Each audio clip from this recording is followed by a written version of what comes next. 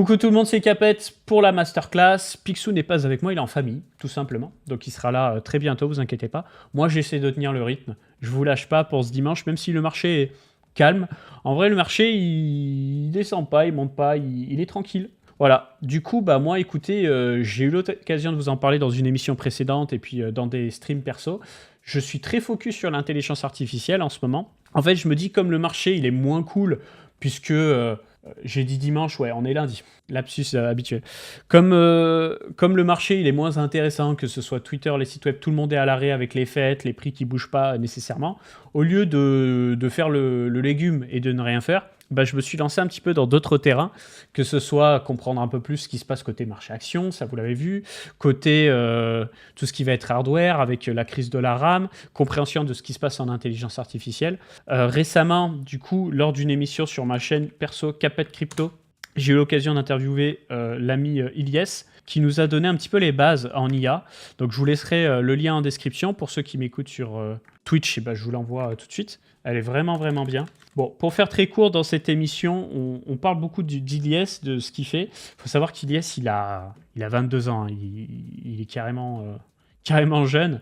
Et en fait, il a un petit parcours d'ingénieur, mais c'est pas un gros pisseur de code. C'est pas un développeur qui a envoyé du code à fond la caisse. C'est plutôt un profil, on va dire, entrepreneurial, touche à tout, donc qui fait des cryptos aussi, qui a développé différentes plateformes crypto, du coup. Donc on a FundingView. Je vous en parle naturellement, qui est en fait une plateforme qui permet de voir un peu les fundings sur les différentes plateformes et voir du coup les opportunités d'arbitrage pour ceux qui font du delta neutre pour pouvoir croquer sur le funding. Donc ça, c'est vraiment pas mal puisque vous pouvez chercher sur n'importe quel symbole, par exemple les 0G, je sais pas moi, XMR, voilà. À côté de ça, il a fait les QuickView pour voir les prix d'exécution. Alors là, typiquement, regardez, hop, moi je trouve que le site est beaucoup trop clair, donc on va forcer les contrastes, voilà. Donc, pour les prix d'exécution, c'est pareil. Vous choisissez un ticker, par exemple, Algorand, voilà. Bon, c'est peut-être pas le meilleur exemple. On va prendre AV plutôt. Voilà. Et ensuite, vous avez le prix entre le spread et les frais qui sont pris sur la plateforme. Donc, vous voyez qu'en ce moment, comme Lather et Paradex ne prélèvent pas de frais taker ou maker sur les particuliers et qu'il y a simplement le slippage, et ben, ils sont devant. Donc voilà, c'est des sites en fait qu'il a mis en place assez rapidement grâce à ce qu'on appelle du vibe coding, je vais vous en parler. Et du coup, ouais, j'ai pas envoyé le live sur YouTube, que sur Twitch aujourd'hui, Kiss, puisque j'utilise mon logiciel habituel de streaming, je passe pas par une plateforme tierce, comme ça au moins j'ai pas de bug. Parce que vous savez, des fois je bug, là normalement quand je stream sur OBS, je ne bug pas. Donc je reprends. Voilà, ça c'est une plateforme, vous voyez, ça demande quoi? Ça demande un hébergement web qui coûte quelques euros. Ça demande de se connecter à différentes API pour avoir des prix en temps réel, donc des API qui sont généralement accessibles gratuitement. Ça demande une certaine stratégie et des bases en code informatique. Mais aujourd'hui, en fait, grâce à l'intelligence artificielle, depuis, je dirais, un an et demi, des gens qui, comme moi, ne sont pas à l'aise avec la programmation informatique peuvent s'y mettre. Alors, je ne vais pas vous en parler toute l'émission, mais pour moi, c'est important de vous en parler parce que on a eu le boom de la crypto, où il y a beaucoup de gens qui se sont intéressés aux cryptos en 2017, comme moi, et en fait qui en ont vraiment profité. On a eu le boom de l'IA avec ChatGPT, fin 2022, début 2023, donc il y a des gens aujourd'hui qui utilisent très régulièrement ChatGPT, d'autres pas. Ceux qui ne l'utilisent pas, en fait, sont totalement en retrait de ce qui va se passer, mais bon, ça c'est un autre sujet. Et là, en fait, on a un nouveau pouvoir, c'est le vibe coding, c'est-à-dire qu'on a juste à discuter avec un robot pour pondre du code informatique. Donc typiquement, moi, j'ai fait ça. C'est pas un site de dingue, hein, soyons clairs, c'est pas un site de dingue. Mais en gros, j'ai dit à mon robot, je veux un site qui référence telle crypto-monnaie, donc je lui ai donné les noms, je lui ai dit je veux Pumpfund, je veux Hyperliquid, je veux Sky. Pourquoi j'ai listé ces cryptos-là? Parce que ces cryptos-là, aujourd'hui, elles ont toutes, ou quasiment toutes en tout cas, un ticker, un jeton qui est sorti, et une stratégie de buyback, ou une potentielle stratégie de buyback en devenir. Donc je lui ai dit, tu me cites tout ça. Avec les données de DeFi Llama qui sont publiques, qu'on peut récupérer assez facilement, trouve-moi les revenus qui sont collectés. Ensuite, je lui ai dit, bon, bah, je veux les revenus sur 60 jours, 180 jours, etc. Bon, ça, vous pouvez filtrer. Et ensuite, j'ai rajouté des petits liens perso. Par exemple, et bah, quelle est la stratégie de buyback de Pumpfund? Bah, c'est celle-ci. Donc ça, on en a parlé plusieurs fois. On peut voir les buybacks tous les jours sur cette page-là. Pour Hyperliquid, on peut voir les buybacks tous les jours sur cette page-là. Donc, on n'a pas de plateforme gratuite qui les référence tout en même temps. C'est un peu le bordel. Donc, pour le moment, j'ai essayé de bricoler un peu et de toutes les rassembler. Donc, je vous mets le lien en description. Et puis il y a des plateformes qui n'ont pas encore de jetons ni annoncé de buyback, c'est le cas d'Edgix. Lighter, visiblement, devrait en avoir, on va en parler dans cette émission. Lighter, il y a eu beaucoup de rumeurs à son sujet, ça va être intéressant d'en discuter. Et voilà, j'ai listé pas mal de choses. J'ai pas tout listé, j'ai surtout listé des protocoles qui ont fait du fric, qui ont quand même un certain antécédent, et une stratégie de buyback plus ou moins intéressante. Et donc, vous avez un lien dédié à chaque fois pour vous renseigner. Par exemple, pour AAV, vous pouvez voir qu'ils ont buyback pour à peu près 34 millions de dollars et que le coût actuel est de 22 millions de dollars, donc ils sont quand même en perte. Et justement, ça montre bien que cette histoire de buyback, c'est pas magique, quoi. C'est bien pour soutenir les jetons, mais pour le moment, ça a été un peu la galère. C'était un peu la galère. Justement, parlant de Lighter. Alors Lighter, qu'est-ce que c'est ? C'est un gros perpdex. Donc, une plateforme d'échange décentralisée qui fait beaucoup de bruit, de par son design et sa stratégie agressive. Donc déjà, c'est un Layer 2. C'est un Layer 2 Ethereum. Donc, il a sa propre infra. C'est un Layer 2 qui est beaucoup plus rapide que le Layer 1 Hyperliquid, apparemment. Et qui a une stratégie, surtout, où il ne prélève pas de frais. C'est ce qu'on peut voir. Alors, attendez, j'enlève le chat 2 secondes. Vous voyez ici, il y a un slippage et les frais sont fixés à 0. Du coup, ça fait que pour le moment, ils sont dans une stratégie d'acquisition pure et dure où en fait les particuliers ne paient pas de frais. Les traders professionnels, pour avoir accès à des niveaux de latence plus bas, paient des frais. Donc il faut quand même des sous. C'est ce que font certaines plateformes no-fees comme Robinhood par exemple. Et donc, ils n'ont pas encore sorti leurs jetons. En ce moment, ils ont beaucoup de buzz parce qu'en fait, tous les gens qui ont envie de croquer des airdrops s'intéressent à cette plateforme-là, quitte Hyperliquid ou pas, mais s'intéresse à cette plateforme-là, donc elle est vraiment leader en termes des volumes. On peut voir d'ailleurs que les volumes ont absolument chuté, comme l'audimat sur YouTube et sur Twitch d'ailleurs. Il y a un désintérêt total, mais c'est aussi lié au fait que les prix ne bougent pas, qu'il y a la fête de Noël, le Nouvel An, etc. Donc je le comprends. Et donc on a eu une interview de la part de membres de Lighter, une interview en portugais, où on nous explique que le TGE devrait arriver en 2025. Alors déjà, première chose, on est le 29 décembre. Il reste 2 jours. Pas d'annonce officielle à ce sujet-là, donc affaire à suivre. En tout cas, si le jeton sort, il sortira sur la plateforme Lighter. Donc peut-être qu'il y aura un coup à jouer. Souvenez-vous, quand Aster a sorti son jeton, le jeton est parti sur la Lune, en sachant qu'il était moins capitalisé. Là, ici, on part d'une capitalisation. Attendez, on va regarder ça tout de suite. Hyperliquid. Non, c'est pas ça que je veux, pardon. Hyperliquid, le voilà. On est sur une capitalisation de 3,4 milliards de dollars. Donc ça va. Ça peut potentiellement monter un petit peu. Potentiellement, ça va dépendre de comment le marché réagit. Faire une carte des projets crypto qui font du revenu pour savoir quel projet, donc tu peux pas faire ça. Parce que tu as beaucoup de projets qui sont pas rattachés à un pays. Ça n'aurait pas de sens, je pense. En tout cas, Lighter, du coup, je reprends. Potentiellement un jeton qui arrive très très très très vite. Apparemment, 25% du supply de jetons serait airdrop du coup aux personnes qui auraient farmé la plateforme. Pas de claim, ce sera un airdrop direct aux gens qui ont des points, d'accord. Bon, ça, à voir, parce que je sais même pas si d'un point de vue légal, ils ont vraiment le droit de le faire. On va avoir la tokenomics, 50% de la supply totale irait à la communauté, donc potentiellement, il y aurait d'autres saisons avec d'autres jetons à débloquer. Il y aura du buyback, mais ils n'ont pas dit dans quelle proportion. Le jeton donc sera sur Lighter au début. Ils sont en train de se préparer avec Coinbase et Bybit pour un listing. Ils veulent pas payer pour les listings. Alors c'est intéressant parce qu'ils nous disent que Coinbase et Bybit d'ailleurs, ça veut dire que potentiellement Binance sont pas forcément très à même de proposer. Bon bref, pas de NFT. Voilà, pour les grandes lignes. Et donc depuis cette information-là, on n'a pas eu de nouvelles. Voilà. J'en profite dans le chat, n'hésitez pas les gars à parler, je sais que ça fait très court magistral, je sais que vous écoutez, mais je lis vos messages, donc n'hésitez absolument pas. Au niveau de la valeur des points, je pense que ça va traîner entre 50 et 150 $ le point. Voilà, donc les gens attendent beaucoup de ce projet-là. Et du coup, c'est intéressant parce que, vous voyez, d'habitude, qu'est-ce que je fais ? Je vais prendre des informations à gauche, à droite, c'est un peu le bordel. Là, comme je me suis développé mon petit truc, en fait, dès que j'ai besoin d'une information, potentiellement, je la développe. Et ça permet d'avoir les informations directement en face des yeux. Par exemple, si on prend sur les 90 derniers jours, qui brasse le plus de revenus ? Alors, Hyperliquid, on connaît, c'est comme d'hab. On notera que PumpFund, ça a bien baissé. Ça s'est bien calmé ces temps-ci. Et à côté de ça, on a finalement Jupiter qui s'en sort pas si mal, même si malgré ça, il y a des buybacks. Malgré ça, le jeton Jupiter, il fait un peu tiède. Jupiter, regardons la charte ensemble tout de suite. Là, rien qu'en un mois déjà, il a pris une belle calotte. Hein. Et en 3 mois, n'en parlons pas. Bon, on est à moins 54%. Donc se pose la question, est-ce que les altcoins ne seraient pas survendus? Peut-être, vous voyez. Peut-être qu'en fait, on a eu une période de vraiment fin novembre où les gens, ils n'en pouvaient plus du tout. Et que là, ça va commencer à se tasser et qu'il va y avoir des opportunités. D'où le nom de cette émission. Hein. Donc, comme d'habitude, moi, les altcoins, maintenant, je vous le dis, faites très très attention. C'est toujours un terrain de fou pour perdre de l'argent.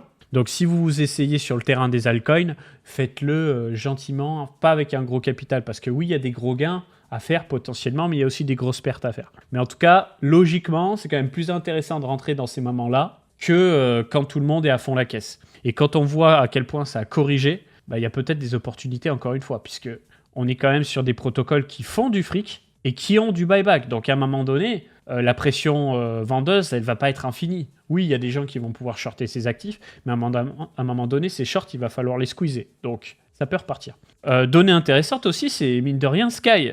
Sky, anciennement maker DAO, qui a un protocole qui génère du yield en fait, et qui se fait quand même un paquet de revenus en émettant le stablecoin DAI et SUSDS, je crois. Voilà. Donc pour le coup, Sky fait partie des rares projets qui en ce moment s'en sortent pas si mal. C'est pas la folie, mais par rapport au reste du marché, ils s'en sortent plus que bien. Donc ça fait plaisir. D'ailleurs, alors regardez, hop, genre de truc qui me saoule. Ça, c'est typiquement le genre de truc qui me saoule. Ça dégage. Ça, on a les informations. Et attendez, comment je peux tricher un peu plus En fait, ces infos-là, je m'en tape un peu. Attendez, je vais faire un truc. Parce qu'à chaque fois, vous savez, je galère avec mon chat à essayer de vous afficher les informations. Est-ce que ce serait pas le moment? Et bah voilà. Comme ça, on a un affichage propre. Propre. On est bien. Avec cette petite application Vibe codée sur Google Anti-Gravity et Claude Sonnet 4.5 pour les intéressés. Voilà, donc continuons. Après, voilà, bon, on a Lighter qui fait quand même des revenus. On a Aerodrome qui fait un max de revenus. Et d'ailleurs, sur la période depuis le début, 288 millions de revenus, j'étais choqué. AV qui brasse. Mais voilà, d'un projet à un autre, on n'a pas des stratégies de buyback aussi agressives. Donc, si vous voulez plus d'informations, vous allez sur DeFi Llama Holder Revenue.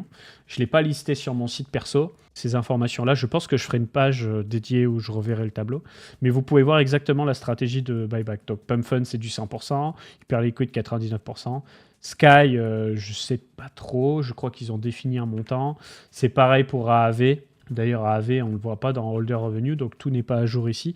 AAV, ils ont un certain montant de buyback. Ce montant, vous pouvez le voir sur la page directement. Voilà. Vous pouvez voir que toutes les 6 heures, il y a 35 000 $ qui partent. Donc à peu près 150 000 $ par jour qui sont utilisés pour buyback le jeton. Donc vous voyez, c'est quand même mieux. Je vous le dis, encore une fois, tu pourrais parler du dump récent sur AV. Alors on avait parlé dans l'émission précédente, mais c'est simplement que c'est un mélange de panique parce que il y a une petite prise de tête entre l'entreprise privée AV Labs et les membres de la communauté et de la DAO. Et cette panique a été exacerbée par des baleines qui ont en fait décaissé leur AAV le temps que ça se calme pour potentiellement re-rentrer plus tard. Mais en fait, c'est un peu comme tout. Hein. En ce moment, les altcoins, ça tire la gueule grave. Donc voilà, attendez, je vais faire un truc. Désépaissir un petit peu l'overlay pour que vous voyez un petit peu mieux. J'ai vu Whitewell, ouais. J'ai vu Whitewell qui... j'ai même pas vu ce que c'était comme projet. Je crois que c'est un Tweetos, hein. Mais j'ai vu le ticker, ouais. C'est un peu le meme coin du moment, ouais. Il n'y a pas une API AAV pour choper. C'est pas une API AAV, c'est des données on-chain sur Ethereum pour AAV, puisque tout est on-chain. Donc en fait, la blockchain est une API, donc tu peux te servir. C'est pas comme un site web privé. Voilà. Donc ouais, ce que je vous disais, je vais être très chiant avec ça dans les prochaines semaines. Et le but, c'est pas de vous saouler, c'est de vous faire comprendre que là, tout de suite, on a l'opportunité de développer très vite des outils dont on a besoin pour gagner en efficacité. Déjà, c'est très rigolo à faire. Mais en plus de ça, potentiellement, peut-être que vous avez une idée de dingue en tête que personne n'a et que vous pouvez développer. Et pour le faire, je vous dis, c'est très simple. Alors, vous n'êtes pas obligé de faire comme ça, mais moi, je vous invite à faire comme ça. Vous faites Google Anti-Gravity. Vous téléchargez ce Google Anti-Gravity pour Windows. Google Anti-Gravity, c'est quoi? C'est un fork de Visual Studio Code, qui est en fait ce qu'on appelle un IDE, c'est-à-dire c'est un logiciel qui vous permet de gérer vos fichiers, pondre du code informatique et depuis un certain temps aussi discuter avec un robot type intelligence artificielle pour lui faire exécuter des tâches. Le truc, c'est que Visual Studio Code, par défaut, bon, il y a Microsoft Copilot dessus, mais c'est pas terrible. Il y a des extensions, vous pouvez installer des extensions, donc c'est un peu comme des plugins pour mettre d'autres intelligences artificielles. Par exemple, il y a l'extension Codeum. Mais l'avantage, c'est qu'avec Google Anti-Gravity, vous avez tout all-in-one en fait. C'est un fork. Donc vous avez l'intelligence artificielle de Google gratuite dedans. Vous pouvez bien vous en servir sans dépenser le moindre centime. Ça ressemble à ça. Je vous montre tout de suite. Voilà, donc vous inquiétez pas, je ne leak pas de données sensibles ou quoi. Hein. Donc le site internet que je suis en train de vous montrer, qui est cryptobuyback.xyz, voilà, ce site-là, c'est ce code-là. Donc en fait, j'enlève le chat. Qu'est-ce que vous pouvez voir? Eh bien, vous pouvez voir que du côté gauche, vous avez vos fichiers. Voilà, tous vos fichiers qui sont organisés, rangés, tout bien comme il faut, sans que vous ayez à vous prendre la tête. Ensuite, au milieu, en mode éditeur, vous avez votre code informatique. Donc par exemple, dans mon fichier, j'ai ce code informatique. Et côté droit, vous avez votre robot. Alors par défaut, vous serez réglé en mode planning sur Gemini 3 Pro, puisque comme je vous ai dit, c'est un produit Google, donc ils vont naturellement essayer de pousser l'intelligence artificielle de Google. Elle est gratuite, elle est très bien, mais elle ne vaut pas Claude. Elle ne vaut pas l'intelligence artificielle d'Anthropic. Donc si vraiment vous voulez avoir un robot qui est encore plus compétent et encore plus rapide et qui vous parle en français quand vous lui parlez en français, parce que l'application de Google, des fois, elle vous répond en anglais. Bon, bref, vous mettez en mode fast et vous mettez en mode Claude Sonnet. À partir de là, vous écrivez ce que vous voulez. Vous lui parlez comme à un pote, hein, pour démarrer. Il y en a qui vont dire « Ah non, il ne faut pas parler comme un pote, il faut parler de telle façon. » Ok. Non. Oui, si vous voulez faire les choses très carrées. Moi, ce que je veux, c'est que vous démarriez, vous ayez un petit projet en tête, vous essayez de le faire. Et vous lui dites, voilà, est-ce que je peux tester sur mon navigateur? Est-ce que je peux lancer un environnement de développement, etc. Il va tout faire. Il va tout faire. Et tout ça, c'est gratuit pour démarrer. Et si jamais, après, vous voulez aller plus loin, moi, c'est ce que j'ai fait. J'ai payé un abonnement à 23 € par mois, Google AI, pour justement pouvoir utiliser beaucoup plus fréquemment les différents modèles Claude Sonnet ou Claude Opus, qui est bien meilleur. Et voilà. Mais vous pouvez commencer en mode gratuit. Donc, on m'a demandé dans le chat, du coup, je ferme ça. On m'a demandé dans le chat des questions très intéressantes. On m'a dit Claude et Copilot, c'est pas mieux. Je crois que c'est ça que j'ai lu. Hein. Non, pardon. Cursor et Claude, pas mieux. Alors, Cursor, c'est mieux, mais c'est plus technique. Donc, si comme moi, tu démarres, tu connais rien, ne démarre pas par Cursor, selon moi. Vaut mieux démarrer par Anti-Gravity ou VS Code. Cursor, c'est vraiment un cran au-dessus si tu es un petit peu plus technique. Et si tu es très technique, tu utilises Claude Code et l'intelligence artificielle Claude. Et en plus de ça, tu peux utiliser ce qu'on appelle des wrappers où tu peux aller taper dans d'autres API, mais bon bref, ça sert à rien de se prendre la tête. Si vous voulez pas vous prendre la tête, c'est Google Anti-Gravity, vous faites comme je vous ai dit. Ouais, ça fait des mois que je veux démarrer, mais j'ai la flemme. Bah voilà, bah c'est l'occasion. Tu te dis, tu t'ouvres un bloc-notes, tu dis je veux faire ça, je veux qu'il y ait ça dedans. Tu vois, par exemple, moi j'ai dit au début, à la base des bases, je voulais voir le revenu à comparer du prix. D'ailleurs, vous voyez que le prix ne fonctionne pas. Je ne l'ai pas encore corrigé, c'est pas grave. Du protocole Hyperliquid et PumpFun.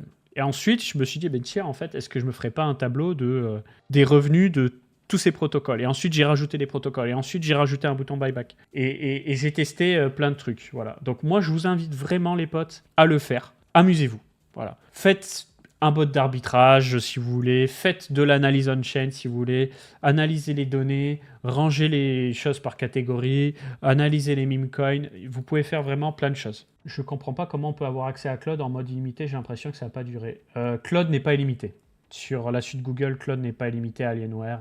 Si tu l'utilises beaucoup, ils vont te bloquer. Donc c'est Crypto XYZ. Donc voilà, comprenez bien aussi que Google Anti-Gravity ne nécessite pas d'avoir un gros PC pour le faire tourner. Il y a une fausse appli sur le Play Store pour Hyperliquid. Ok, je ne savais pas, merci beaucoup de l'information. Et après, ceux qui veulent s'amuser à faire de l'IA en local, je glisse ça comme ça. Vous pouvez utiliser Oliama, télécharger Oliama. Une fois sur Oliama, je ne crois pas que je l'ai sur ce PC. Non, je l'ai mis sur le PC portable. Vous choisissez un modèle. Il y en a des légers, il y en a des moins légers. Moi, j'ai un très bon PC, donc je peux faire tourner des gros modèles comme Nemotron 3 ou GPT OSS.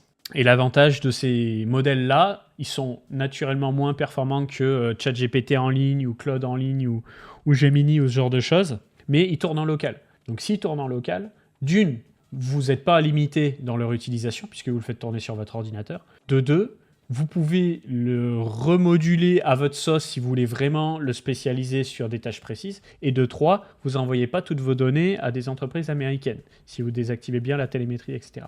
Ce qu'il faut comprendre, et j'arrête sur cette petite parenthèse IA, c'est que une IA ne fait que anticiper prédire des réponses en fonction de ce qu'elle a appris. Donc elle a appris beaucoup de choses, mais elle a tendance à partir un peu dans tous les sens. C'est pour ça que quand vous discutez avec l'IA, soyez le plus précis possible dans ce que vous voulez et comment vous vous exprimez. Et n'hésitez surtout pas à lui dire « je veux ça et je veux pas ça, et je veux ça et je veux pas ça », et vous le corrigez. L'avenir, ma take sur l'avenir des LLM, j'en ai pas. La seule chose que je peux vous dire, les potes, c'est que au-delà des cryptos dont on va parler naturellement, je me suis intéressé aussi un peu à cette histoire de crise de la RAM, et c'est vrai que c'est chaud. Pourquoi c'est chaud? Je vais vous expliquer ça simplement. Revenons sur Oliama.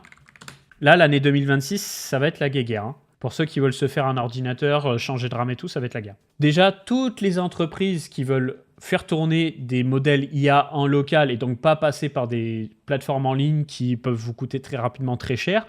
Imaginons, tu as besoin d'automatiser un système dans ton entreprise. Tu n'as peut-être pas envie d'envoyer toutes les 5 minutes des données à des entreprises américaines. Ou alors, tu n'as pas envie de payer des abonnements je ne sais combien pour avoir je ne sais pas combien de tokens pour utiliser tes modèles. En fait, ce qu'il faut comprendre, c'est que ce qu'on appelle des tokens, pour dire ça vulgairement, c'est un nombre de mots. Ou on va dire, je te dis, tu as 750 000 mots, ça fait 1 million de tokens. Vous voyez, c'est à peu près 1 pour 1. Donc en fait, plus vous allez faire des requêtes complexes, plus il va y avoir de mots à traiter, plus il va y avoir de textes à traiter, plus ça va coûter cher. Donc il y en a plein qui se disent, bon moi je veux mon infra IA maison. Et le truc, c'est que si tu veux faire une intelligence artificielle maison, bien comme il faut, il va falloir une bonne machine. Donc déjà, ça va dépendre des modèles, mais en général, qu'est-ce qui définit une bonne machine? C'est en général une machine avec des très grosses cartes graphiques. Et quand je dis des très grosses cartes graphiques, c'est plus précisément, c'est des cartes graphiques qui ont énormément de mémoire vidéo. Comme par exemple ici, ma carte graphique RTX 4090, j'ai 24 Go de mémoire vidéo. Dès que tu veux commencer à envoyer des modèles qui sont bons, voilà, qui sont pas trop à la ramasse, ça commence à bouffer pas mal de RAM et de RAM système. Je m'explique. Par exemple, à quelle heure on parle du marché? Je suis en train de parler du marché. Là. Je suis en train de parler de l'IA et de la RAM et du fait que là, en ce moment, les cryptos, ça intéresse moins parce que le marché a les yeux omnibulés sur les métaux précieux et sur l'intelligence artificielle. Et donc, quand tu veux faire tourner, par exemple, ce modèle-là, GPT-EOSS, vous voyez, il y a plusieurs modèles. Il y a un modèle 20B, c'est-à-dire avec 20 milliards de paramètres, et un modèle 120B, c'est 120 milliards de paramètres. Vous pouvez voir que le modèle pèse plus ou moins d'espace, mais l'espace ici, c'est pas la mémoire vidéo. Hein. C'est pas, là, ça veut pas dire il faut une carte graphique avec 14 Go, et là, c'est une carte graphique 65 Go. Non, c'est que ça pèse 14 Go sur votre SSD ou votre disque dur, et ça pèse 65. Ensuite, ce que vous faites, naturellement, c'est que vous pouvez, par exemple, vous ouvrir une IA comme Perplexity, que je vous invite à utiliser. C'est vachement bien. C'est un moteur de recherche alimenté par l'IA. Et vous lui dites, il me faut quoi comme carte graphique dans mon PC fixe pour faire tourner GPT-OSS 20B. Et après, tu peux dire, j'ai une RTX 4090, c'est bien.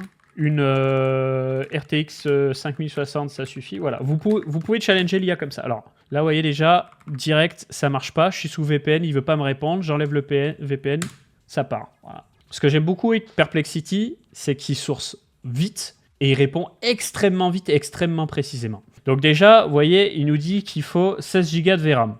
Et ensuite, il nous parle de modèles quantifiés. Ensuite, idéal, 24 Go de VRAM. Et ensuite, si tu veux un modèle à fond la caisse, tu peux avoir beaucoup plus. Bon, qu'est-ce que c'est qu'un modèle quantifié? En fait, si tu prends le modèle sans bridage, sans rien, il va très probablement falloir quelque chose comme 40 Go de VRAM pour faire tourner ce modèle correctement. Mais tu peux faire ce qu'on appelle de la quantisation, c'est-à-dire de la compression, pour pouvoir faire tourner le modèle quasiment au plein de ses capacités. Comment? Eh bien, là, vous voyez par exemple, imaginons que vous avez une carte graphique avec 16 Go de VRAM. Si vous voulez rajouter les 24 Go manquants de RAM, eh bien vous pouvez taper dans la RAM de votre PC. Vous savez, la mémoire vive, la mémoire RAM. Donc du coup, ce qui se passe, c'est qu'il y a énormément de projets qui trichent, on va dire, qui mettent des très grosses cartes graphiques et qui gavent de RAM leur machine pour pouvoir faire tourner des très gros modèles. Et du coup, ça fait que déjà, il y a ça. S'ajoute à ça le fait aussi que toutes les entreprises qui construisent des cartes graphiques, type Nvidia, elles ont besoin de RAM pour leurs machines. Toutes les consoles de jeux, les PS4, PS5, Xbox, machin, il faut de la RAM. Les prochaines générations de consoles, il faut aussi de la RAM. Si tu as plusieurs CG, là, je suppose que la VRAM est cumulable tout à fait. Et donc là, on est dans une période qui est absolument dingue, où, en fait, il n'y a plus de RAM. Il n'y a plus de RAM. Et... enfin, il n'y a plus de RAM. Il y a de la RAM. Mais ça va vraiment se bagarrer pour avoir la RAM. Donc, prenons un exemple ici. Vous voyez, en l'espace d'un an, on est passé d'une barrette de RAM à 40$ à une barrette de RAM à 110$. On est en x3 sur la RAM DDR4. Sauf que la DDR4, c'est un peu le passé. Dès qu'on passe sur de la RAM DDR5, là, on est chez les fous. 110$ la barrette avant, et là, on est à 450$ la barrette. Donc, on est en x4 actuellement sur la RAM DDR4. Et c'est potentiellement que le début. Tout 2026, ça va être la guerre. Parce que justement, il y a une friandise. Excusez-moi. Il y a une friandise pour cette intelligence artificielle, en fait. Tout le monde veut de l'IA pour faire tourner des modèles IA de plus en plus complexes, en plus grande capacité, pour faire de l'automatisation sur tous les secteurs d'activité. Donc Nvidia, naturellement, en profite, et tout le monde va se battre. Donc tous les yeux sont rivés sur l'intelligence artificielle. Et à côté de ça, pour produire ces cartes graphiques, ces barrettes de RAM, etc., il faut des métaux précieux aussi. Donc ça, c'est un autre sujet. Vous avez probablement vu cette semaine qu'on a l'argent qui est en train d'exploser et d'autres métaux précieux. Donc je vais aller sur All Assets. On a du coup dans la catégorie Commodities les différentes ressources dont l'argent, le platine, le palladium. Et en fait, quand vous regardez la charte de ces actifs, hop, je me mets par exemple sur le palladium, on a un bull run sur le palladium, on a eu un bull run de dingue sur l'argent. Bull run de dingue sur l'argent, on est monté jusqu'à 80$ l'unité. Bref, je pense qu'on est sur un top local, que là, ça devient n'importe quoi. Mais en fait, ce qui se passe, c'est que tout pète, sauf les cryptos. Voilà, tout pète, sauf les cryptos. Les actions en bourse, l'intelligence artificielle, les entreprises d'aérospatiales, les métaux précieux, tout. Il y a tout qui pète, sauf les cryptos. Donc, vous avez le choix, c'est soit vous êtes full crypto, il se passe rien, ça vous endort, ça vous empoisonne presque, soit vous voyez plus large. Et moi, c'est ce que je vais faire, c'est-à-dire que je continue de regarder les cryptos, mais en ce moment, je regarde ailleurs et je m'instruis.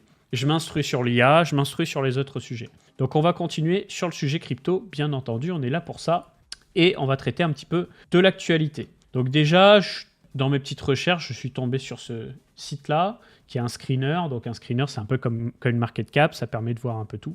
Et en fait, on se rend compte qu'il n'y a absolument rien qui surperforme, à des petites exceptions près.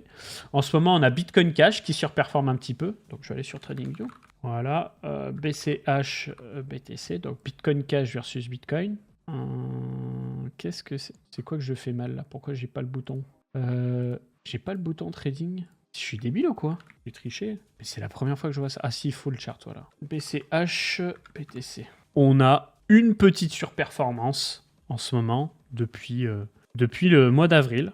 Reste à savoir si cette surperformance va continuer. Très gentil. Ensuite, bon, vous avez vu, on a eu Zcash qui a eu pendant un moment son moment de prime. La charte dégueulasse. Ah, c'est sûr que quand tu dézoomes, elle est... Quand tu dézoomes, elle est terrible. Pareil pour Zcash, hein. On était au fond du Gange et on s'est bien rattrapé récemment.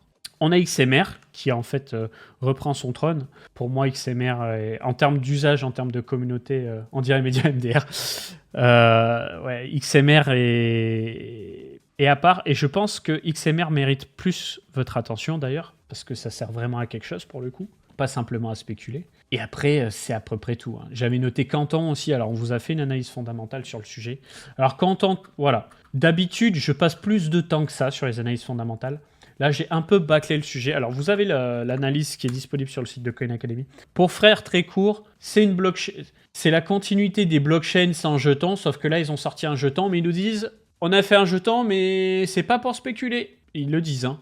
Mais ils ont quand même sorti un jeton. Donc l'idée, c'est quoi? C'est d'avoir une constellation de blockchains où tu as des blockchains privées, tu as des blockchains publiques. Donc c'est exactement le même système que les subnets sur Avalanche. C'est la même chose. C'est juste que le sous-jacent n'est pas le même. C'est pas le même consensus. C'est pas le même système économique de validateurs, etc. Mais voilà, tu as des entreprises qui peuvent faire les blockchains publiques, d'autres qui peuvent faire les blockchains privées, avec une interopérabilité parfaite entre elles, une atomicité parfaite entre elles. Tu as ce qu'on appelle des super validateurs. Il y en a, je crois, 24 qui orchestrent le tout. Et on a des synchronizers, on va dire, au centre, qui orchestrent un petit peu les transactions cross-chain. Ce qui nous fait un réseau de quelques centaines de validateurs. En fait, bon, les validateurs, je pense que c'est quelques entreprises. Et ça sert à faire tourner de la finance. Donc de la tokenisation, du paiement, etc. Donc je pense que c'est une blockchain qui va faire parler d'elle. Parce que pour moi, c'est un pur produit pour fanboy. C'est un peu comme les blockchains... tiens, je vais vous citer des noms. Sans animosité, bien sûr. Je te réponds juste après, Keza. Souvenez-vous de Nano. Nano, X-Ray Block. Bon, bah voilà, Nano, à l'époque, c'était la blockchain sans... Enfin, qui avait un jeton, mais la blockchain sans frais de transaction. Tout le monde était bullish. Ça annonçait du 1000 transactions par seconde. C'était comme IOTA, etc. Bon, bref, c'est parti à la cave. L'équipe de Nano a ensuite sorti... Alors, Kita, on en avait parlé il y a quelques mois de cela. Kita qui avait explosé, hein, littéralement, parce qu'ils avaient fait un gros marketing. Pareil, blockchain qui sur le papier peut faire des millions de transactions par seconde parce que c'est une architecture toute nouvelle qui ressemble un petit peu à des architectures de base de données, etc. Bon, bref. Voilà, ça a eu son moment de buzz, ça fait un premier top, un deuxième top, ça part à la cave, parce qu'en fait, personne s'en sert, plus ou moins. Hein. Voilà. Mais tu as toujours du fanboy. C'est comme Cardano, c'est comme Ripple. Oui, mais il y a des partenariats avec des entreprises, tu comprends pas, c'est toi qui comprends pas, nanana. Bon, vous connaissez. Là, en l'occurrence, sur Canton, on parle d'un partenariat avec Goldman Sachs, avec BNI Melon, on a vu un partenariat avec HSBC et BNP Paribas, et plus récemment, un partenariat avec la DTC, qui est en fait ce qui gère les transactions boursières américaines. Voilà, donc ils ont annoncé un partenariat pour tokeniser des bons du Trésor américain. Donc du coup, la charte du comptant, elle a kiffé. C'est pour ça que ça fait partie des seuls projets de cette semaine qui explosent. Parce qu'ils sont dans leur moment de buzz, en fait. Ils ont listé avec une très grosse valorisation. Ça n'a pas spécialement fondu, parce que je pense que le supply est entre les mains d'une petite quantité de personnes. Et là, ça repart. Et donc là, normalement... On pourrait voir sur Twitter des gens qui vous disent « Ouais, Canton, c'est le futur, ça va aller à 10 milliards de capitalisation, 20 milliards, etc. » Ça ressemble beaucoup à du Ripple, à du Cardano, à du Nano, à du Kita. C'est la même chose pour moi. C'est des VC chains avec des partenariats avec des entreprises. Ça fait un peu de buzz. Mais la finalité, c'est que moi, j'y touche même pas avec un bâton. Perso, je ne truste pas le process. Tron, je ne comprends pas comment c'est autant valorisé. Alors Tron, c'est un peu différent parce que la majeure partie du supply, elle est détenue et gérée par Justin Sun. Et la majorité des volumes se fait sur Binance, donc copain de Justin Sun, HTX qui appartient à Justin Sun et anciennement Poloniex. Donc je pense juste qu'ils gardent la main sur tout ce qui se passe. En plus de faire des partenariats stratégiques. Et que, voilà, pour moi, Tron, il faut voir ça un petit peu comme un token d'exchange, tu vois. C'est un peu comme un BNB, c'est un peu comme un Whitebit, BGB, etc. C'est un token d'exchange. Tu mises sur Tron, tu mises sur le filou de Justin Sun. Et visiblement, ça paye, hein. Ça paye parce qu'ils s'en sortent pas si mal dans cette histoire. Yo Marius Le Sang, comment ça va? Toxic Capette, tu trouves? On peut check on-chain la supply de quoi? La supply de Canton, j'ai pas check en détail, faudrait regarder. Bon écoute, ça va nickel. On gère notre petite émission, tu vois, les temps sont calmes sur les réseaux comme le marché, mais on s'intéresse à d'autres marchés, donc c'est carré. Je continue du coup. Donc on a parlé de Canton, on a parlé des performants, je vous propose d'enchaîner sur les actualités. Tu m'as fait mes news shitcoin, j'aime bien. C'est mon boulot, c'est de parler de shitcoin, tout à fait. Pépite du moment, c'est d'être dehors, tu vois. On me demande dans le chat, pépite du moment. Franchement, frérot, je suis dehors. Par contre, je surveille quand même certains altcoins, dont Hype et Pump. Alors XPL, je l'ai noté, mais XPL, j'ai du mal parce que... Le problème d'XPL, c'est que le jeton sert à rien parce qu'il n'y a pas de buyback. Il ne sert pas à grand-chose, qu'il y a des gens qui sont rentrés à 500 millions de FDV ou bien en dessous, donc ils sont toujours en x3. Et qui n'ont pas toujours vendu dans la panique parce qu'ils y croient, ils croient à un rebond, etc. Donc il y a toujours un potentiel de baisse. Et qu'en fait, Tether n'en parle pas. C'est comme Stable, hein. Les deux projets de blockchain, là. Tether n'en parle pas, Tether s'en branle complet. Voilà, donc il n'y a pas d'activité on-chain. Quand tu fais DeFi, Llama, Stable, Stable, pardon. Qui va me la trouver? Pas stablecoin, voilà. Stable et comment ça s'appelle? Plasma, il devrait y avoir de la TVL, mais elle doit fondre petit à petit. Et encore, ça va. Il y a quand même 3 milliards de TVL. Par contre, Stable, c'est zéro buzz. Personne leur donne l'heure. Franchement, c'est... Voilà, on est sur 5000 $ de TVL. Alors peut-être que DeFi Llama ne note pas tout. Peut-être que DeFi Llama n'a pas toutes les données. Toujours est-il que tout ça, c'est valorisé à 1,4 milliard de dollars. Hein. Donc c'est complètement aberrant. Voilà. Mais à côté de ça, on a PumpFun qui a fondu très fort. Je suis d'accord. Moi, je suis bien content d'être sorti de ma position. Hein. Je vous avais dit... Au début, j'avais ma petite conviction. Après, ça s'est pas passé comme prévu. Ça s'est mis à fondre comme le sucre. Je suis sorti à 0,0033 en ayant acheté à 0,004. Donc, petite perte. Mais c'est pas grave. Vaut mieux avoir petite perte que grosse perte. Hein. Et voilà. Et là, bah, on a des gros buybacks. Ça commence à bien baisser. Il y a du FUD dans tous les sens. Moi, je surveille. La réalité, c'est qu'effectivement... Alors, est-ce qu'on va avoir Alon dans mes recommandations? Voilà. Alon, voilà, qui est cofondateur de PumpFun, qui ne tweete plus depuis le 8 octobre. Alors, et encore, c'était des retweets. Hein. Voilà. Dernier tweet le 5 novembre. Pardon. Depuis, on n'a pas de nouvelles. On a appris des histoires comme quoi ils auraient des soucis avec la justice. Bon, je pense qu'en vrai, ça, on s'en bat un peu les couilles, ça les empêche pas de tweeter. Mais voilà, on n'a pas de news. On a juste des buybacks et des revenus. Le prix ICO est à 0,004, donc on est à moins 50 et quelques % par rapport au prix ICO, mais avec un des projets qui fait le plus de revenus, donc peut-être qu'il y a quelque chose qui peut se jouer sur PumpFun. Mais pour le moment, je surveille. Voilà, j'achète pas un couteau qui tombe, je laisse le truc se péter la gueule et on verra au moment venu. Mais vous voyez, revenus sur les 90 derniers jours, on est quand même à 100 millions de dollars, revenus sur 180 jours, 230 millions de dollars. C'est énorme. En revenus annualisés, 600 millions de dollars. 600 millions de dollars, market cap actuel, 1 million de dollars. C'est aberrant ce qui se passe. Donc affaire à suivre. Surtout que, même s'ils ne marchaient plus, ils font leurs petits millions de dollars. Alors après, je trouve les statistiques particulièrement lissées autour du million de dollars. Je ne vois pas dans quel monde tu as des statistiques organiques qui collent autant au million de dollars. Tu as vu un peu la BTC DeFi avec WBTC? Ouais, c'est pas nouveau, tout ce qui est BTCFi et tout, mais bon, je m'y intéresse moyennement. Voilà. Ensuite, écoutez, les actualités. Évidemment, merci à Bitpanda de soutenir cette émission, comme d'habitude. Alors, mon bloqueur de pub va m'embêter. Non, c'est bon, parfait, je me connecte. Les chiffres seraient faux sur PumpFun. J'émets l'hypothèse que les chiffres sont un petit peu pipés. Je peux me tromper, mais je trouve que 1 million, quasi 1 million, quasi 1 million, quasi 1 million, quasi 1 million, quasi 1 million, quasi 1 million, c'est vachement lisse, tu vois. C'est comme si tu me disais, je fais une vidéo YouTube, je fais toujours entre 900 et 1100 vues. Ben non. Et encore, c'est pas un bon exemple parce que YouTube, tu as un algorithme. Donc, bon. Donc reprenons pour Bitpanda. Écoutez, Bitpanda, plateforme qui vous permet de trader des crypto-monnaies, qui vous permet aussi de trader des matières premières, des actions, des ETF, des métaux précieux. Vous avez tout ça en même temps. Et c'est ça qui est intéressant, c'est que vous pouvez vous diversifier. Vous pouvez acheter en une fois, vous pouvez faire un plan épargne pour acheter en plusieurs fois dans la période que vous souhaitez sur les actifs de votre choix. Voilà, tout est là. Vous avez pas mal d'ETF, vous avez pas mal d'actions américaines aussi, pour ceux qui souhaitent s'exposer aux actions. Donc vous avez le lien en description pour ceux qui veulent tester la plateforme. Nous, on bosse avec eux depuis 2 ans, je dirais maintenant. C'est le partenaire principal de Coin Academy. C'est ce qui nous permet de pouvoir payer la rédaction, de pouvoir payer les équipes. Donc merci à eux. Et c'est une plateforme qui existe depuis très longtemps. On pourrait demander à l'IA d'ailleurs. Depuis quand Bitpanda existe? Regardez la vitesse de réponse. C'est incroyable. Franchement, pareil. Hein, Perplexity, quel bonheur. Voilà. C'est une entreprise autrichienne du coup. J'aime l'appeler le Coinbase autrichien anciennement, puisque Coinbase n'était pas forcément très présent sur le marché européen. Mais au final, le marché européen a été conquis par Bitpanda, donc une entreprise très lucrative. Et c'est carré. C'est une plateforme très carrée, régulée. Pour la création du compte classique, hein, nom, prénom, pièce d'identité, numéro de téléphone, ça prend 5 à 10 minutes à peu près. Le compte, il est créé. Vous pouvez ajouter des fonds par carte bancaire, par virement bancaire. PayPal, je ne suis pas sûr, mais je crois.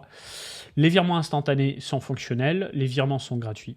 Au niveau des frais, ça dépend de quel type de transaction vous allez faire. Ce n'est pas une plateforme que je vous conseille d'utiliser pour du trading ultra actif parce que au niveau des frais, ça peut monter très vite si vous faites des achats-ventes, achats-ventes, achats-ventes. Par contre, pour faire des achats ponctuels de Bitcoin, d'actions, etc., c'est très bien. Vous avez tout au même endroit Il n'y a pas eu d'histoire de hack, de choses comme ça. Et on me demande au chat, est-ce que Bitpanda est DAC 8? Bitpanda est régulé, donc évidemment, Bitpanda est DAC 8. Donc, ils transmettront les informations de vos transactions crypto au régulateur. Tout ce qui est régulé, de toute façon, ne pourra pas passer au travers.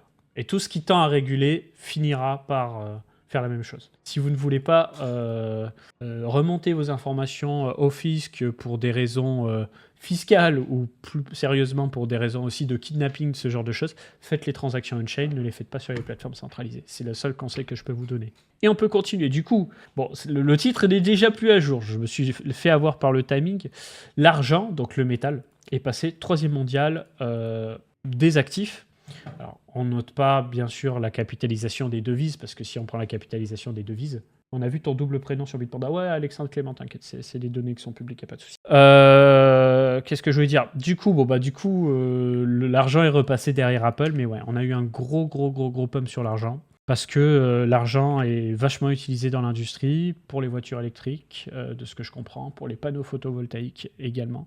Et du coup, il y a aussi une crise sur ce secteur-là. Je pense qu'il y a un effet un petit peu boursier qui fait que tout est matière à la crise en ce moment. Palladium, silver, plein de métaux précieux, etc. Mais en tout cas, ça donne beaucoup de pouvoir à la Chine parce qu'il me semble que la Chine possède énormément de... Voilà, continuons. Ensuite... Donc, on aurait apparemment un potentiel nouveau shutdown du gouvernement américain qui pourrait arriver courant janvier, puisque comme d'habitude, les républicains et les démocrates n'arrivent pas à se mettre d'accord. Et si shutdown il y a, ça va mettre le gouvernement en pause. Et du coup, le gouvernement va devoir se refocus sur des priorités. La crypto-monnaie n'est pas une priorité. Donc, tout ce qui est réglementation supplémentaire dans les cryptos, ça attendra. Information du coup que le marché n'aime pas trop. C'est pas la fin du monde, mais voilà, le marché n'aime pas trop ce type d'informations. Pourquoi on a besoin de nouvelles réglementations? Eh bien, tout simplement puisque on a besoin de définir quelle crypto serait considérée comme décentralisée, avec un grand D, ça c'est pour Marius qui est dans le chat, ou celles qui ne le sont pas. Par exemple, est-ce qu'on considère que Ethereum est décentralisé, puisque même si au début il y a eu un pré-mint et que ça a commencé dans un contexte plus centralisé que Bitcoin, très rapidement ils ont mis en place une fondation, ils ont délégué des choses, ils ont fait plusieurs clients d'exécution et de consensus. La masse monétaire est bien répartie entre les individus, elle n'est pas concentrée dans les mains d'une petite poignée de personnes. Donc les efforts sont faits sur la décentralisation, donc c'est OK. Ensuite, va se poser naturellement la question du BNB.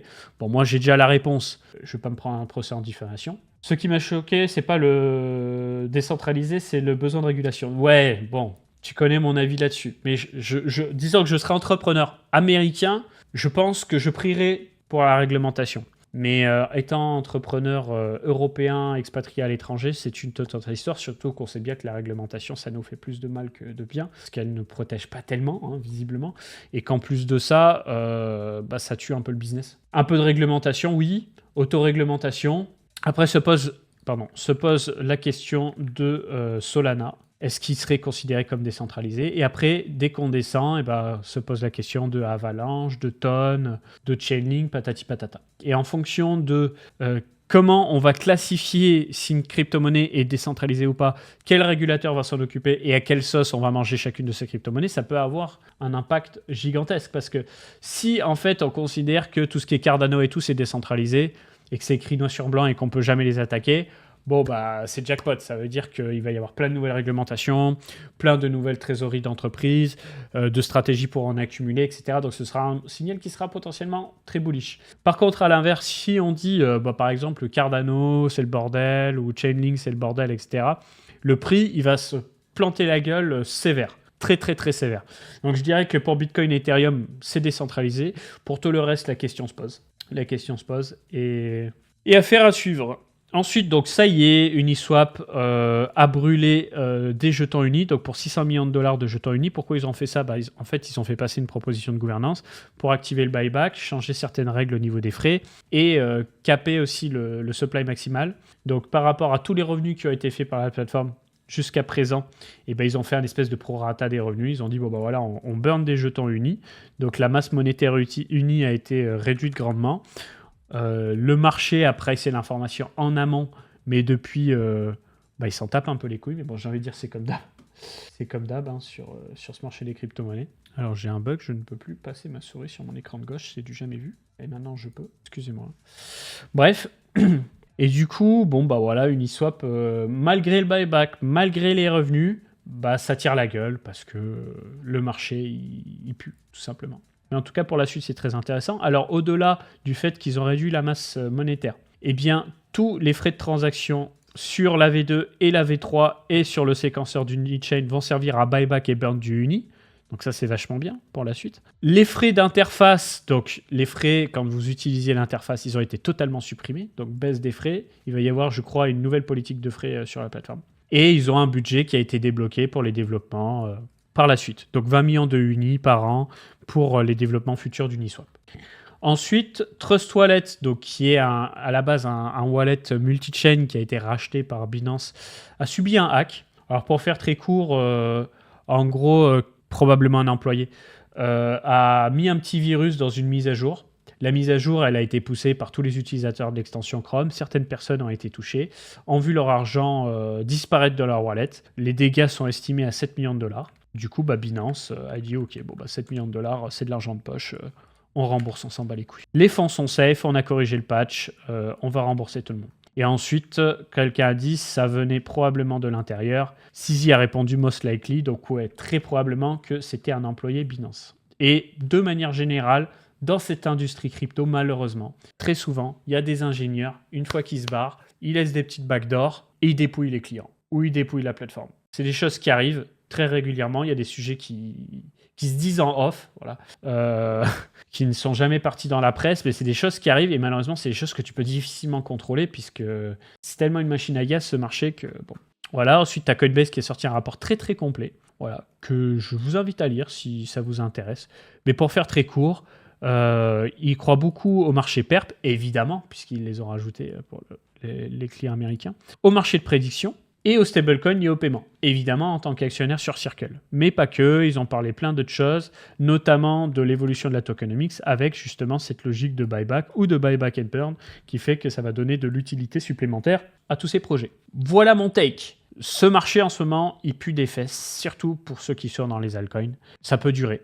Ça peut durer si vous allez sur le fameux Blockchain Center, Altcoin Season. Ça, vous l'aimez, hein, Altcoin Season. Hein. Ça, c'est quelque chose qui vous parle. Hein. Vous avez cet indicateur qui est très rigolo, que j'aime bien consulter de temps en temps. Est-ce qu'on est en altcoin season? Donc, quand on est dans la partie haute, on est clairement dans une période altcoin season. Quand on est au milieu ou en bas, on n'y est pas. Et là, on est plus proche du bas que du haut. Qu'est-ce qu'on peut retenir quand on voit tout ça? Eh bien, on voit qu'on n'est pas allé dans la zone tout en bas. Et qu'est-ce que ça veut dire? Ça veut dire qu'on peut y aller et que si on y va, les altcoins vont encore plus morfler. Donc, c'est pas pour vous dégoûter que je dis ça. On n'en sait rien. Potentiellement, ça peut rebondir. Mais si ça fait comme ici, ça sent pas bon des fesses. Ça pue des fesses graves. Donc faites gaffe avec les altcoins. C'est pour ça que je vous ai dit, moi, il y a déjà plusieurs semaines, je sors, j'aime pas ce que je vois, j'aime pas l'ambiance, je ne m'obstine pas, je sors.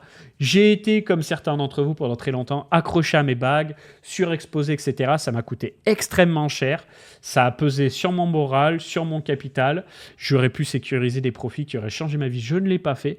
Maintenant, il est de mon devoir de vous regarder face caméra et de vous dire peut-être que vous êtes rentré dans les cryptos, vous avez gagné de l'argent, vous les avez rendus au marché. Si vous sortez maintenant, vous n'êtes pas en gain, pas en perte. Peut-être que vous êtes en perte. Moi, je vous dis juste que si vous n'avez pas d'argent de côté, parce que même s'il faut investir que ce qu'il faut se permettre de perdre, eh ben vous ne l'avez pas fait, vous êtes surinvesti parce que vous y croyez, ne vous mettez pas dans la merde.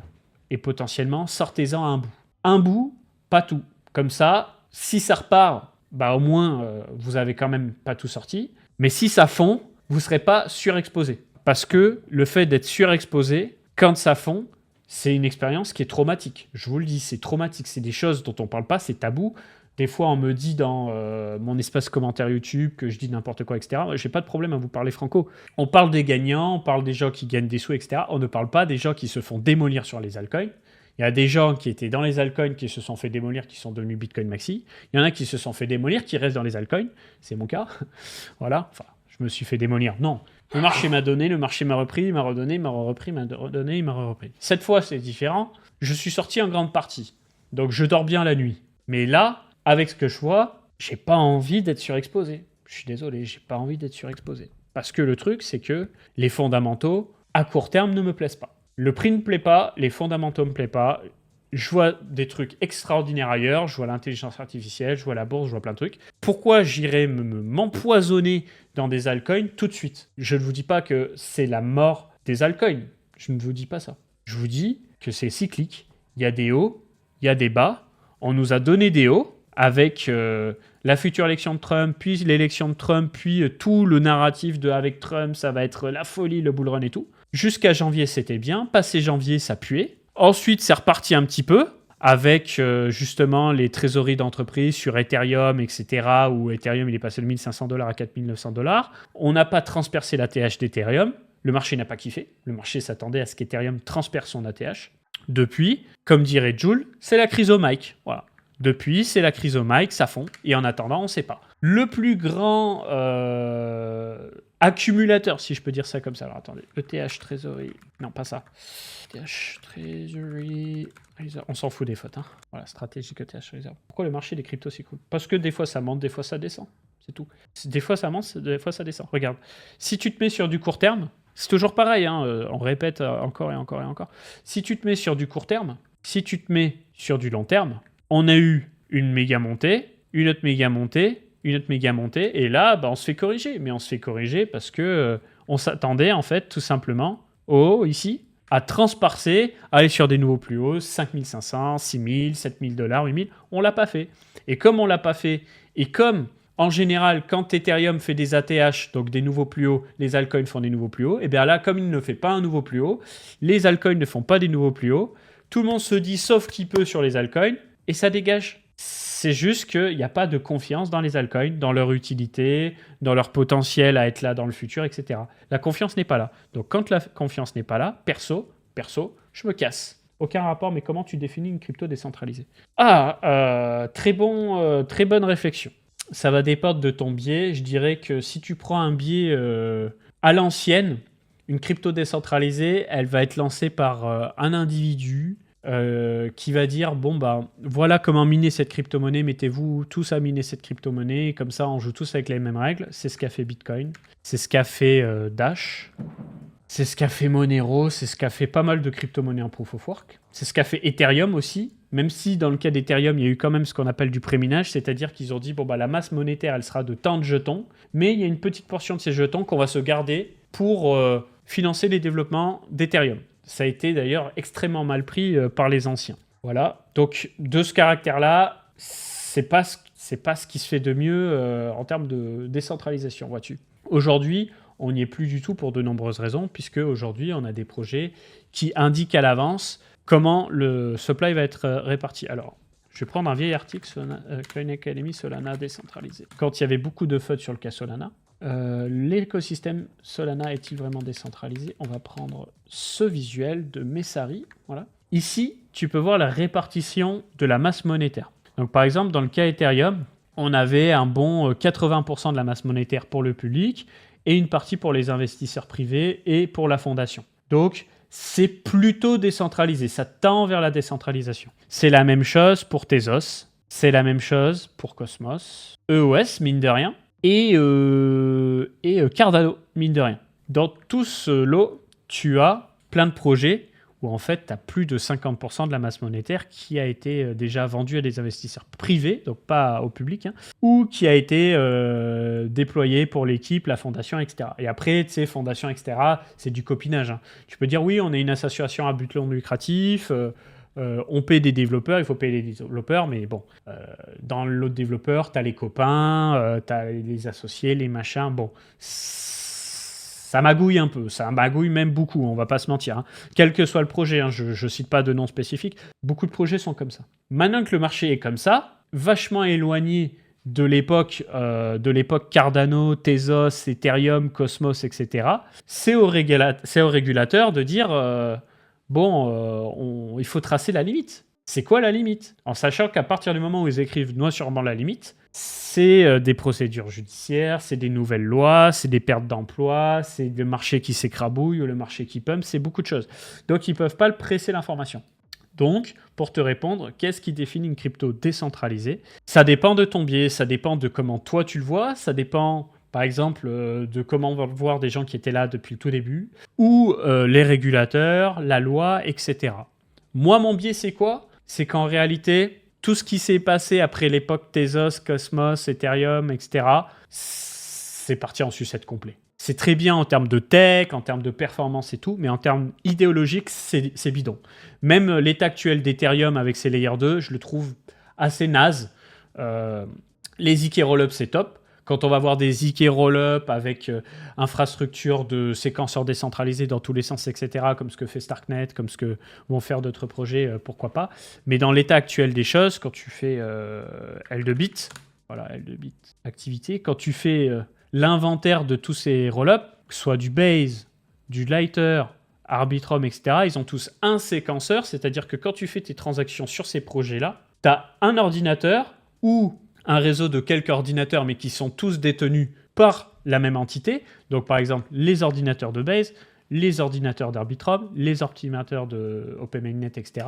C'est eux qui collectent les lots de transactions, qui les ordonnent, qui créent les blocs, qui collectent les frais de transaction et ils se les gardent, les frais de transaction. Ils ne repartagent rien. Ils ne repartagent rien avec Ethereum ou des miettes. Et quand je te dis des miettes, on parle de quelques dollars, quelques centaines de dollars. Et ils se gardent des millions et des millions de dollars. Donc on est dans un modèle d'extraction d'un point de vue purement économique et on est dans un modèle de centralisation du point de vue technique. Il y a des explications, il n'y a pas une volonté absolue de centraliser pour centraliser. C'est parce qu'il y a des complexités techniques. Mais il y aurait pu y avoir une volonté de décentraliser mieux et plus tôt, mais c'est pas bon pour le business, parce que potentiellement, ils s'assoient tous sur des millions et des millions de dollars, donc ils ne le font pas. Et du coup, ça fait que dans le cas d'Ethereum, eh bien, l'écosystème Ethereum tourne le dos à la vision d'Ethereum.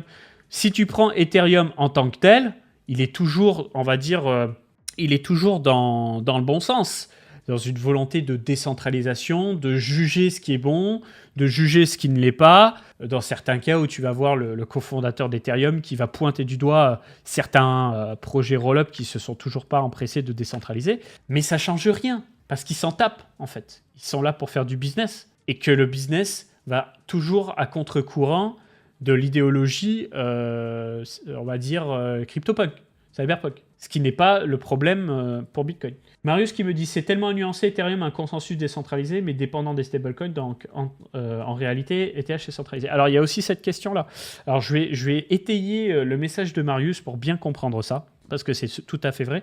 Quand tu fais, par exemple, Tether, Transparency, tu vas sur la page de Tether, qu'est-ce qu'il fait? Tu vas sur la page de Tether, qui est l'émetteur du stablecoin USDT, tu peux voir que tu as 100 milliards de dollars d'USDT qui sont émis sur Ethereum. Okay, 100 milliards de dollars. La capitalisation totale d'Ethereum, elle est de 300 milliards de dollars. C'est-à-dire que tu as déjà un tiers, quasiment un tiers, de la capitalisation d'Ethereum en USDT. Ça veut dire quoi, ça? Ça veut dire qu'en fait, Tether a un poids économique immense sur Ethereum. Tether, s'ils le souhaitaient, ils ne le font pas, mais ils pourraient, ils en ont le pouvoir. Il pourrait influencer le futur d'Ethereum à lui tout seul. Si par exemple il y a une guerre sur Ethereum, où ils se prennent tous la tête, changement de direction sur les développements, sur la roadmap, sur les priorités, etc., il pourrait y avoir ce qu'on appelle un fork, où on dirait, tu as un Ethereum qui va dans ce sens, et tu as le logiciel Ethereum 2, on va appeler ça l'Ethereum 2,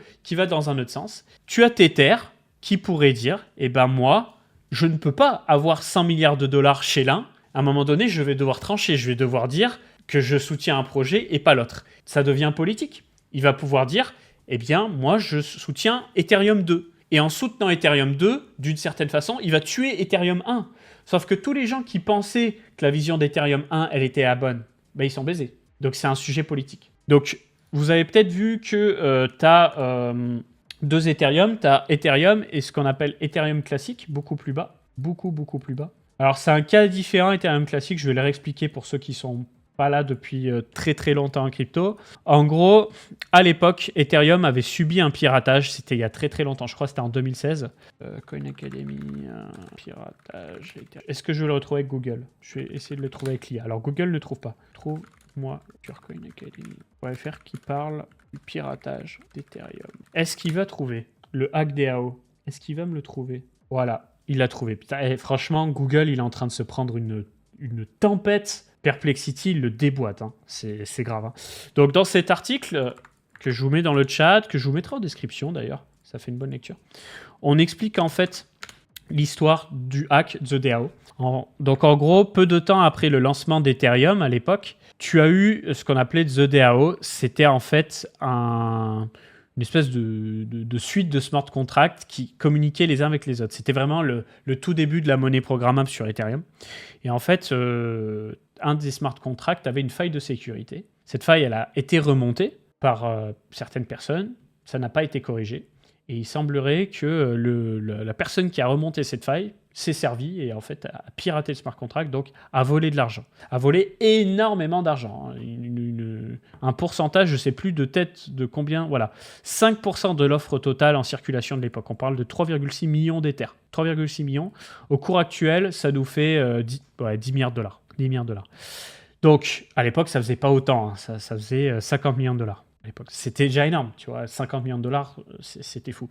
Donc en fait, ce piratage a tellement eu un impact toxique sur Ethereum que ils ont fait un choix politique où ils ont dit, bon, on ne peut pas laisser les choses comme ça, donc on va forker Ethereum, c'est-à-dire qu'on va revenir dans l'historique de transactions un tout petit peu avant le piratage, juste avant, et on va scinder le projet Ethereum en deux. Ethereum classique, c'est en fait le vrai Ethereum, où il y a toujours les Ethereum qui ont été piratés. Donc c'est la vraie chaîne originelle officielle qui a été abandonnée, on peut le dire, par l'Ethereum Foundation, qui a été repris après par d'autres projets communautaires, mais qui n'est jamais allé très loin. Et tu as l'Ethereum, le nouveau vrai, on va dire, qui a été maintenu par l'Ethereum Foundation et qui est aujourd'hui le projet de la communauté. Et celui-là, en fait, n'a pas subi le piratage, puisqu'on est remonté à l'historique de transaction au moment du piratage. Voilà. Donc du coup, tu vas me dire, ouais, mais du coup, Ethereum classique, tu es en train de me dire que le hacker, il a toujours ses jetons piratés, qu'il peut les vendre et tout. Exactement.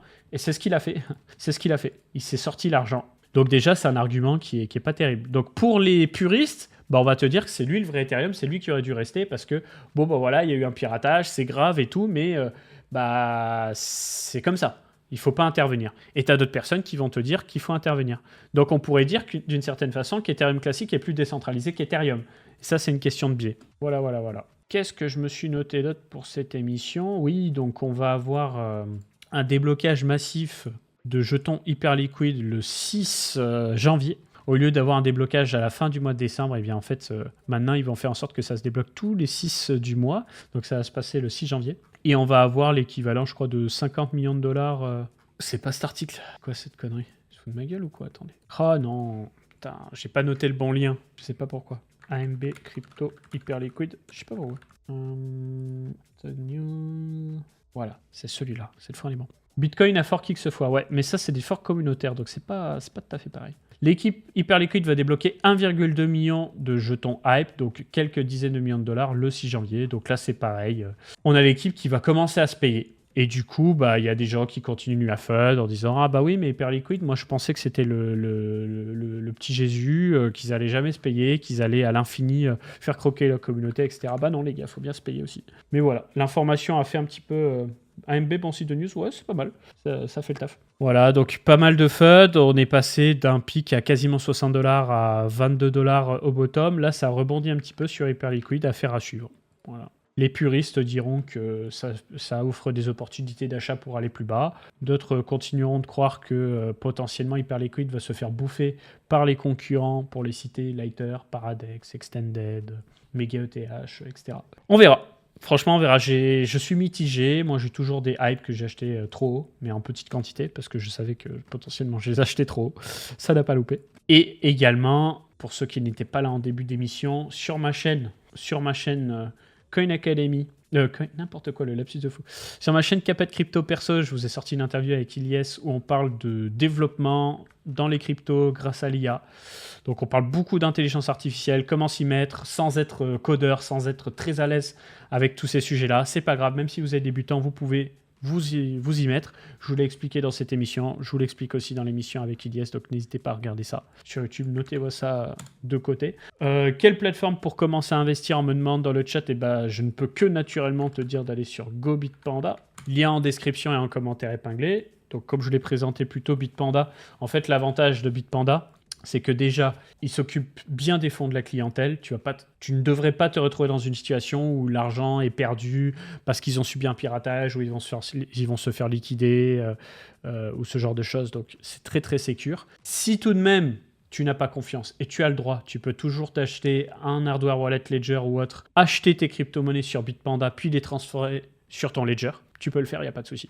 Mais sinon, voilà, chez Bitpanda, c'est en sécurité. Et sur Bitpanda, tu peux acheter toutes les principales cryptos. Tu vois, ta BTC, ta Ether, ta Solana, tu as même le Hype, hein. Il est là. Tu as même le Canton, je crois. Tu as même le Canton, c'est te dire. Canton, c'était pour la blague, par rapport à tout à l'heure, hein, quand même. Mais tu as aussi des actions américaines, tu as des métaux précieux, des matières premières, tu as tout ce qu'il faut au même endroit. Voilà, voilà. Donc ça, c'est bien pour démarrer. Par contre, si tu veux faire des achats-ventes réguliers, je ne te conseillerais pas de rester sur Bitpanda. C'est bien pour faire des achats ponctuels et ne pas y toucher, pour du long terme. Voilà. Ensuite, quoi d'autre de noter? Alors, il semblerait, source donnée on-chain, que les grosses baleines commencent à réaccumuler du Bitcoin dans la zone autour des 80 000 $. Donc la source c'est Coindesk, Coindesk qui est un des plus grands médias crypto au monde. The Class qui me demande, salut, petite question sur ce sujet. Je peux, bien sûr, je suis là pour ça, frérot, fais-toi plaisir. Ici, sur ce site qui s'appelle bitinfocharts.com, pour y avoir accès, vous tapez Bitcoin Richlist sur Google, comme ceci. Voilà. Top 100 des Richlist. On peut voir en fait la répartition de la masse monétaire de Bitcoin en pourcentage. Donc par exemple, vous pouvez voir qu'on a 4 adresses qui ont plus de 100 000 Bitcoin. 83 adresses avec plus de 10 000. Puis, on a 1900 adresses qui ont plus de 1000 bitcoins. Et déjà, si tu fais l'addition des trois, on est à peu près à 2000 adresses, on est à 35% de tous les bitcoins. Eh bien, ces très grosses adresses recommencent à accumuler du bitcoin. Je suis sur Bitpanda aussi, je souhaite faire de l'achat-revente, mais pas régulier. Alors déjà, si tu veux baisser tes frais sur Bitpanda pour les achats-reventes, n'hésite pas à utiliser la partie Bitpanda Fusion. Parce que dans la partie Bitpanda Fusion, tu as... J'enlève le chat, je réponds. En fait, tu as une charte déjà, voilà, avec un order book. Et surtout, une politique de frais qui est beaucoup plus abordable que sur l'interface classique. Donc là, déjà, les frais seront beaucoup, beaucoup mieux. Donc je t'invite à le faire ici. Acheter, vendre, tu vois si tu achètes au marché, si tu achètes au cours limité parce que tu veux acheter un prix précis. Voilà, fais ça ici. Exemple, 125K, j'avais vendu et je rachète là. Ah bah, propre.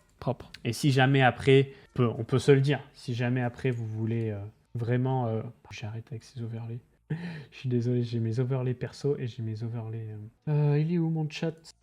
Si après vous voulez vraiment économiser à mort sur les achats-reventes, faites du trading on-chain.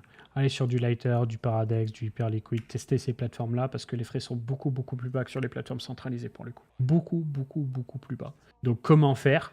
Je vous invite naturellement à regarder mes tutos. Par exemple, vous pouvez faire OKEx Wallet, ça je vous l'envoie. Je vous explique comment envoyer des crypto-monnaies d'une plateforme centralisée vers un wallet, comme le OKEx Wallet. Et ensuite, vous connectez le OKEx Wallet, par exemple sur Lighter ou sur Paradex ou Hyperliquid. Vous allez tout en haut à droite. J'enlève ça.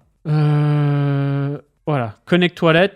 Vous mettez OKEx Wallet, vous vous connectez et vous pouvez utiliser la plateforme décentralisée, Lighter ou Paradex ou Hyperliquid. Voilà, vous connectez le wallet tout simplement. Mais je ne m'amuse pas chaque semaine à vendre, je peux rester sur Bitpanda. Bien sûr. Moi, c'est juste que si tu veux faire des économies ou que tu veux faire des achats-reventes réguliers, je t'invite à utiliser un hardware wallet Ledger. Tu t'achètes un wallet, comme ça tu peux garder tes crypto-monnaies en sécurité, en dehors des plateformes centralisées, quelles qu'elles soient, et quand tu as besoin de vendre, tu réenvoies de ton wallet à la plateforme Bitpanda, par exemple, et tu vends sur Bitpanda. C'est le processus, on va dire, le plus sécurisé, tout simplement. Pourquoi? Parce que, encore une fois, moi je suis partenaire de Bitpanda, je trust Bitpanda, il n'y a pas de souci à ce niveau-là. Et je te réponds après Funky qui dit Tangame plutôt que Ledger. Le truc, c'est que la bonne pratique à avoir, c'est de ne pas garder son argent sur les plateformes centralisées. Parce que si jamais il y a le moindre problème suite à une réglementation, un piratage, que sais-je, ça peut t'impacter directement. Alors que si tu gardes la custody sur tes fonds, c'est-à-dire que tu es maître de tes fonds, tu n'as pas ces problèmes-là. Voilà. Donc c'est une bonne pratique à avoir. Et on me dit du coup Tangame plutôt que Ledger. Tangame c'est bien pour faire du trading sur l'app mobile, mais quand tu fais du trading régulier sur PC et tout, franchement pour moi Ledger il est nettement au-dessus, parce qu'il fonctionne avec Rabi, avec Phantom, avec OKEx Wallet, avec n'importe quel wallet, et c'est tellement plus agréable. Trésor, très bien aussi. Voilà, je serais plus Team Trésor Ledger que Tangame. Trésor, très bien. Moi, j'ai un biais Ledger parce que je le trouve plus pratique par habitude, mais Trésor, c'est très bien aussi, hein, franchement. Voilà. Liama ou Velora pour le swap, je connais ni l'un ni l'autre. Moi, j'utilise ça. J'utilise DeFi Liama. C'est ça que j'utilise. Voilà, pareil, vous avez le bouton connecter portefeuille, vous choisissez le portefeuille à connecter. Et puis voilà. D'ailleurs, regardez, quand vous faites connecter portefeuille, Wallet Connect, Ledger Live, Binance, normalement il y a OKEx, hein. Voilà, OKEx Wallet, Trust Wallet, BitGate Wallet, il y a tout. Voilà, donc DeFi Liama Swap, vous aimeriez revendre Coin Academy? Bah franchement, s'il y a quelqu'un qui arrive et qui nous dit je te propose des dizaines de millions, ça se discute. Mais là, dans la configuration actuelle, non, c'est pas à l'ordre du jour. C'est sûr que si tu as quelqu'un qui arrive avec une giga mallette où ça change complètement ta vie, bah, la question se pose. Mais moi, je sais que s'il y avait revente, bon, en général, tu vois, par exemple, j'ai un pote qui a revendu une boîte à Webedia. Et bah, dans son contrat, c'était bien dit que pendant plusieurs années, il devait continuer de bosser pour cette entreprise, placer des gens, les entraîner, etc. Donc, tu sais, il y a une période transitoire. Si un jour ça se faisait, on dirait, bon, ben voilà, on a été racheté, soit entièrement, soit partiellement. Bah, nous, on continue de faire les émissions pendant X années, il y a juste des nouveaux recrutements, des nouveaux process, etc. Les meme coins, tu trades? Non. Non, à la limite pump fun, mais sinon les meme coins, non, je traite pas. Je traite pas parce que c'est trop de la magouille, trop de la magouille. Soit en fait tu utilises des services, bah, par exemple tu as 0 slot, c'est 0 slot trade. Tu as des services comme ça où tu payes très cher des abonnements pour en fait faire des transactions ultra basse latence pour intégrer ta transaction au premier bloc ou au deuxième bloc après la création du meme coin. Ça te permet du coup d'avoir un avantage sur tout le monde. Donc quand tu es dans des délits d'initiés ou que tu es très bon en analyse on-chain et en trading haute fréquence, algorithmique et compagnie, ça se discute. Si tu es dans des bons groupes payants avec des délits d'initiés, encore une fois, ça se discute. Si tu es un retail qui passe ta journée sur Twitter, tu peux sentir des bons coups. Je te dis pas que tu peux perdre de l'argent à tous les coups. Tu peux aussi gagner de l'argent. Mais la probabilité de te faire dépouiller par des escrocs est immense sur les meme coins. Donc c'est assez dérangeant. Ensuite, on a Star Atlas, un des seuls jeux Web3 qui continue de faire parler de lui, qui a sorti une petite démo d'un mode de conduite que j'ai trouvé très stylé, avec un esprit un peu wipeout. Voilà, donc jeu Web3 qui tourne sur Unreal Engine 5, qui avait levé beaucoup d'argent, qui avait perdu beaucoup d'argent avec le crash FTX, mais qui a tenu et qui continue de développer son jeu un peu en mode Star Citizen, où donc tu as un jeu à la troisième personne, de tir, plateforme, conduite, etc. Très stylé, très stylé, Star Atlas, j'avoue. Voilà, et après pour le reste des news, c'est à peu près tout. Si j'ai noté 2 trucs, mais je vous propose qu'on voit ça dans une autre émission, parce que la mission commence à être un petit peu longue, en réalité. Ouais, on n'a pas parlé d'Ethereum, prochaine mise à jour. Bon, on en parlera dans une autre émission, c'est pas ultra pressé, c'est juste pour parler de l'année 2026, voilà. Voilà, je vais balancer ça. Et voilà les potes. Donc comme d'habitude, cette émission sera redisponible en rediffusion sur la chaîne de Coin Academy. En ce moment, je m'excuse, c'est beaucoup de live du dimanche et pas forcément des très grosses vidéos au milieu, parce que j'essaie à la fois de maintenir ma chaîne YouTube perso, de m'entraîner sur l'intelligence artificielle, de changer mes workflows avec l'IA et ce genre de choses. J'apprends la cybersécurité aussi. En fait, je m'occupe. Voilà, je suis pas full crypto parce que c'est trop dur en fait. Je vous le dis, c'est dans des moments de marché comme ça où tu fais des lives, les gens s'en battent les couilles, tu fais des tweets, les gens s'en battent les couilles. Les prix, ça monte pas. Tout le monde en veut aux influenceurs parce qu'ils pensaient devenir riches en suivant des cols d'influenceurs et tout. C'est horrible, c'est nauséabond. Donc je préfère être là au moins une fois par semaine pour l'émission Masterclass. Et quand je vois des trucs très stylés, des projets très stylés, vous faire des vidéos dédiées, plutôt que forcer, juste traiter de l'actualité, vous dire « Oh, ça monte, oh, ça descend, machin ». J'ai pas envie, j'ai pas la force. Voilà. Donc vous avez toutes les rediffusions, les interviews, etc. sur la chaîne de Coin Academy. N'hésitez pas à vous abonner.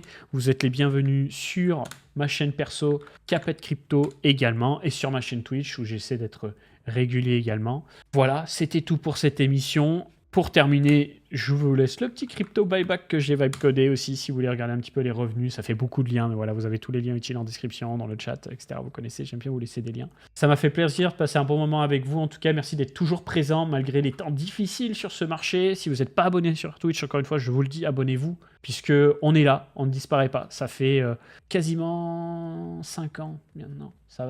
Dans 2-3 mois, ça fera 5 ans qu'on fait des émissions tous les dimanches ou les lundis pour Coin Academy avec Picsou. Ça fait 5 ans. J'ai 31 ans. Ça fait un sixième de ma vie qui vous est dédié à vous parler de crypto-monnaie. Et c'est toujours un plaisir. Voilà, il y a des moments qui sont plus faciles que d'autres dans les cryptos, mais c'est cyclique, faut pas se prendre la tête. Et quand c'est comme ça, faut s'aérer l'esprit et faut faire autre chose. De l'IA et voilà.